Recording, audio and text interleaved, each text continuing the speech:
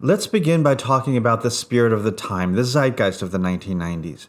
These two guys, Tupac Shakur and Christopher Wallace, also known as the Notorious B.I.G., had music styles that were quite different from the breakdancing predecessors of the 1980s. They represent the hardcore hip-hop that emerged in the 1990s. Their lyrics often criticized police activity and how people of color were treated, which became a common theme in hip-hop music.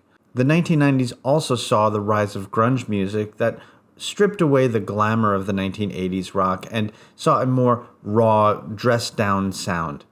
Then there were the girl bands and boy bands, like the Spice Girls that many of you know. This shows how dramatically popular culture shifted from the 1980s to the 1990s. The question is, how does that affect the creative process? The Young British Artists, also known as YBAs, emerged as an influential group in the early 1990s. Among them was Damien Hirst, who created distinctive works referencing neopop artists like Jeff Koons. Hirst's most notable pieces include Shark Tanks, which featured actual sharks suspended in formaldehyde. These installations challenged museum viewers by confronting them face-to-face with these preserved creatures. Hirst also created paintings using real butterfly wings, which produced stunning colors and patterns. These large-scale pieces incorporated various materials showing influences from both minimalist and pop artists. Tracey Emin is another prominent YBA artist who focuses intensely on her personal experiences. Her work, The Tent, contains a list of everyone that she slept with from 1963 through 1995. Much of her art explores themes of body, relationships, and personal challenges, both physical and sexual, often expressed through figurative and abstract works. Sarah Lucas drew inspiration from Dadaist approach and ready-made art, particularly referencing Marcel Duchamp's work. Her pieces were featured in an exhibition titled Sensation, alongside other YBA artists that gained a lot of recognition for their provocative nature in their collective work during the mid-1990s. Maurizio Cattelan is an artist some of you might know. His early work from the 1990s often incorporated humor, irony, and pointed social commentary. One notable piece is his mannequin of the Pope being struck by a meteor titled The Ninth Hour. His work suggests that even the most powerful figures remain vulnerable under uncontrollable forces. Most recently, many of you might be familiar with The Comedian, which sold at Sotheby's for about $6 million.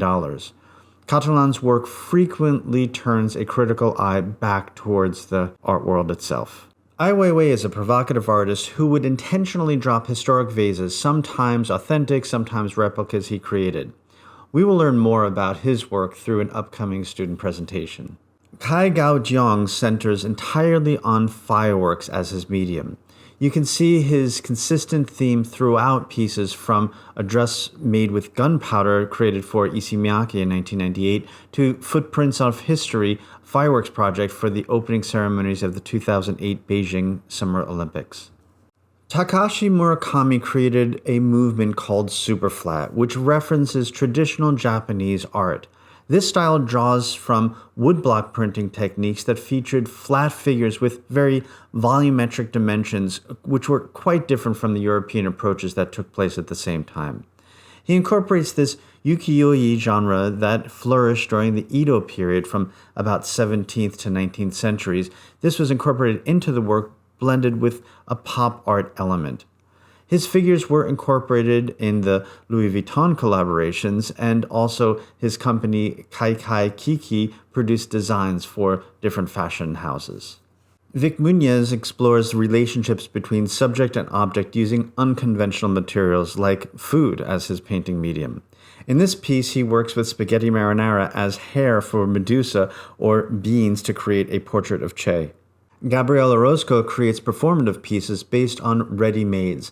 His work recreates cityscapes using found garbage and explores extensions of reflections using water. Shireen Nishat is a remarkable video artist and photographer who is currently having an exhibition at the Parrish Art Museum here on Long Island. She incorporates text and poetry into her photo-based pieces and creates compelling video artworks.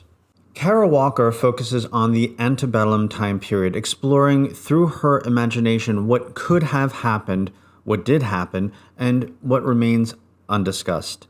She's best known for her cutouts depicting relationships between slave owners and black people during this time of the South. These figures often feature stark exaggerations and portray conflicts with overtly sexualized and violent themes. One of her more recent notable works is Sugar Baby, which was installed in the Brooklyn Domino Sugar Factory. This giant sphinx-like figure made entirely of sugar creates a powerful double meaning, playing on sugar's sweetness while revealing an underlying history of labor, transportation, and workers who made sugar production possible during the Reconstruction. Ellen Gallagher stands out for her minimal paintings that are playfully incorporating eyes and mouths that are reoccurring motifs in her work. There are so many artists who emerged during the 1990s who are still active in 2025. Many of them we'll see when we touch on portrait and video performance and photography in upcoming lectures.